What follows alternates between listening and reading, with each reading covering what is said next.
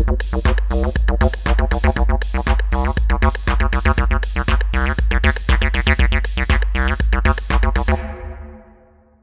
voulais montrer comment créer ce type de DataVis animé. Donc en fait Blender n'a pas vraiment des outils préfabriqués pour créer ce genre d'animation, mais on peut toujours s'en tirer avec les outils disponibles. Alors pour ce qui est de mes barres verticales, je vais créer un mesh cube. Je vais rentrer en mode Edit, sélectionner les 4 vertices en haut et faire un CTRL H Hook to New Object. Et ça va me créer automatiquement un empty.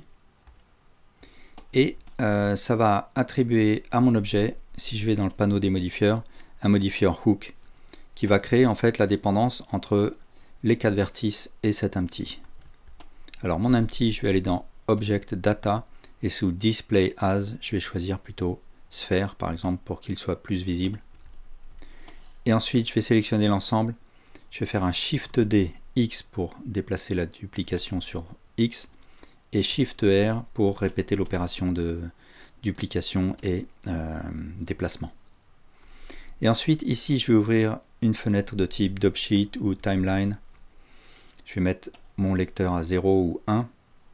Je vais sélectionner le premier empty, je vais le descendre ici et je vais presser sur I pour créer une première image clé.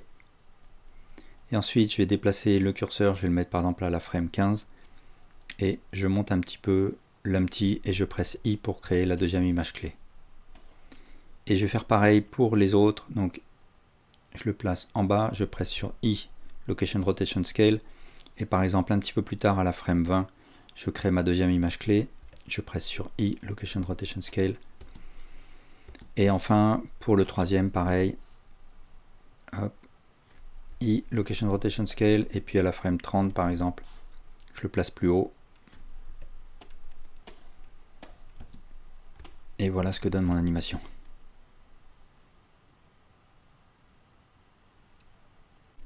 Alors pour ce qui est de la flèche, je vais commencer par créer une curve de type Bézier. Je vais me mettre en vue de dessus et je vais rentrer en mode Edit. Je vais presser V pour changer la nature des vertices. Je vais choisir Vector et comme ça je vais pouvoir avoir des lignes droites. Et je vais faire une rotation. Je vais faire une extrusion, une seconde extrusion et je vais me limiter comme ça à une courbe très simple. Ensuite je vais créer le profil, donc je vais faire un Shift A, Curve, Circle cette fois.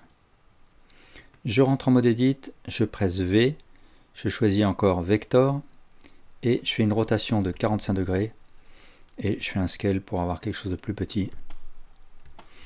Maintenant je resélectionne ma première curve, je vais dans Object Data et sous Géométrie, et sous Bevel, je vais choisir pour objet le profil que j'ai créé ici.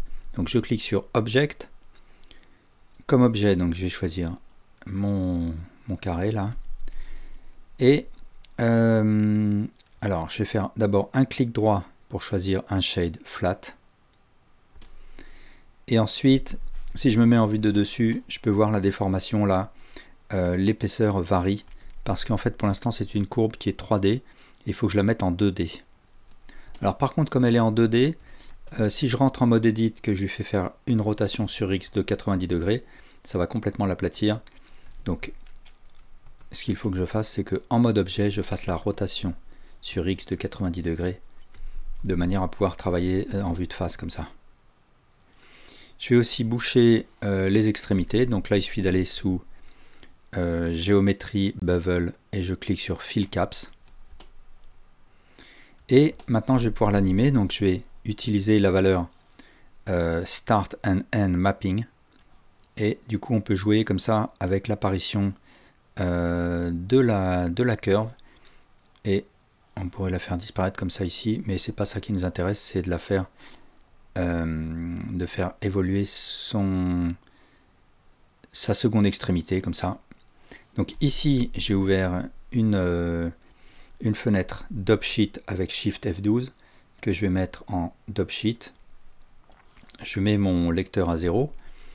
Je mets la valeur End à 0 et je presse I pour créer une première image clé. Et ensuite, à la frame 30, je mets cette valeur à 1 et je presse I à nouveau pour créer la deuxième image clé. Et je vais laisser l'interpolation Bézier pour avoir une accélération-décélération. Et maintenant, je vais créer le bout, l'extrémité de la flèche, donc le triangle qui vient au bout. Donc je vais tout simplement créer un mesh cube. En mode edit, je vais réduire sa taille. Je vais sélectionner l'extrémité, la face là, et je vais faire un scale sur Z. Voilà. Alors, je vais le placer correctement ici au début. Je vais l'orienter comme il faut.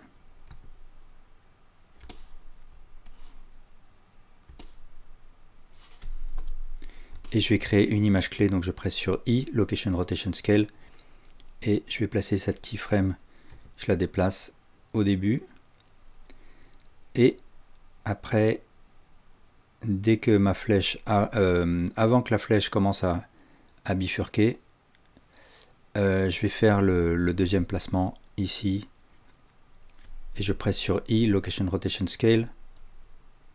Alors je vais faire Alt Z pour voir en transparence. Et là, je vais lui faire la rotation.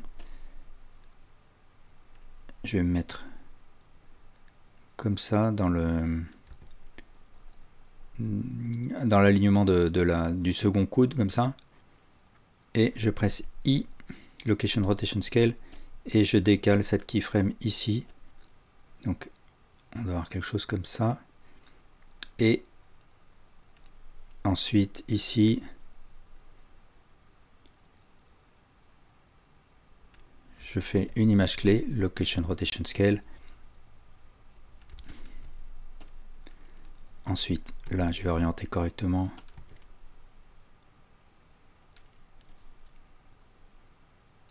I, Location Rotation Scale, je déplace cette keyframe. Et là, hop.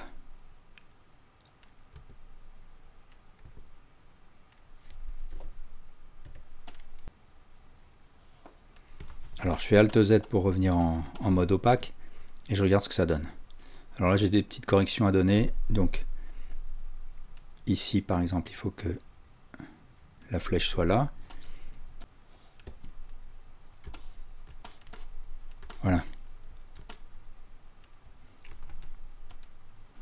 Pour ce qui est du camembert, je vais m'inspirer d'une réponse de Ray Merlotte sur Blender Stack Exchange. Et pour commencer, je vais créer une curve circle. Je vais me mettre en vue de dessus. Je vais rentrer en mode Edit. Je vais sélectionner ce segment et je vais presser X, Delete Segments. Je sélectionne ce vertex, je fais une rotation de 45 degrés, Enter. Là aussi, une rotation de moins 45 degrés plutôt. Et là, je vais faire une extrusion de ce vertex. Je vais faire une rotation de 90 degrés. Je vais activer le snap des vertices. Et je vais bouger mon vertex G. Et après, je vais presser CTRL quand je voudrais faire le snap sur l'autre vertex. Et là, j'ai reconstitué un cercle, sauf qu'il est ouvert. Je repasse en mode objet. Et là, je vais créer le profil. Donc, une curve, Bézier.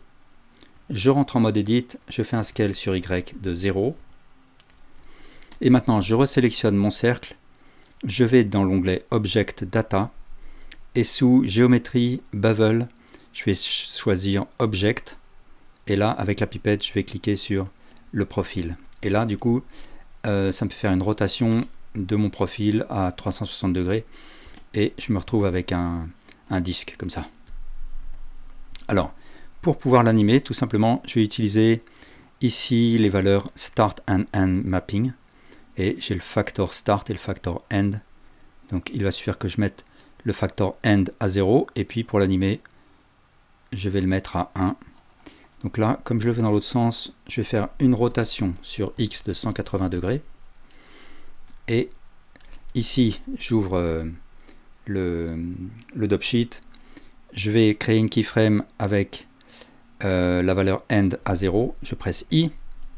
Et un petit peu plus loin, par exemple à la frame 30, je mets la valeur à 1. Alors je ne vais pas la mettre à 1, je vais la mettre par exemple à 0,6. Et je presse I. Et ensuite, je vais donner de l'épaisseur à mon disque. Donc, je vais ici dans les modifieurs, je vais attribuer un modifieur Solidify et je vais varier la valeur Thickness. Voilà, je vais faire quelque chose comme ça. Alors, par défaut, ma curve, elle est en Shade Smooth. Donc ça, c'est ce que je veux. Par contre, là, je vois que le lissage des ombrés est vraiment mauvais. Là, c'est parce que en fait, non seulement Blender fait le lissage entre les faces verticales, et là, ça fonctionne bien. Mais ce qu'on voit ici, c'est le lissage qu'il effectue entre les faces verticales et les faces horizontales, que ce soit la face du haut et la face du bas. Et donc, il faut régler le problème. Alors pour faire ça, on n'a pas d'option Auto Smooth pour les curves. Et donc ce qu'on va faire, c'est ici dans les modifieurs, attribuer un modifieur Edge Split. Et l'Edge Split, en fait, il va séparer dans le mesh de notre objet, il va séparer les faces en fonction de l'angle qu'on va paramétrer ici. Et du coup, tous les angles qui sont supérieurs à 30 degrés vont être séparés. Et du coup, là, il n'essaye plus de faire un lissage entre les faces verticales et les faces horizontales. Alors ensuite, je peux créer un deuxième camembert. Donc je vais faire Shift D, Enter. Ensuite, une rotation sur Z, donc RZ. Et puis je garde CTRL appuyé pour pouvoir faire incrémenter de 5 degrés en 5 degrés. Donc là, il faut que je fasse encore RZ léger.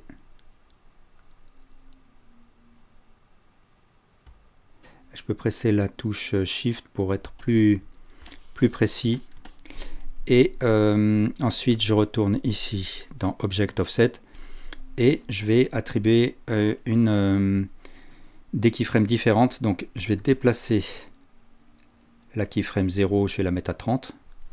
Et ensuite, je vais arrêter la rotation à ici, par exemple, à 0,3. Je presse I. Et du coup, là, si je joue, voilà, on a les deux parties du camembert. Là, je vais me mettre en mode Studio Random pour mieux voir les couleurs. Voilà. Et si je veux que le mouvement, l'interpolation soit linéaire, je sélectionne mes keyframes là, je presse T et je choisis Interpolation Linear. Et pareil pour celui-là, T, interpolation linéaire. Comme ça, on n'a pas de ralentissement et d'accélération. Alors là, j'ai un petit bug.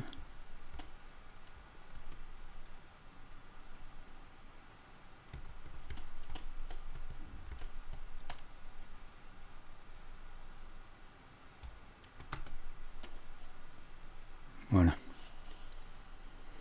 Voilà, merci pour votre attention.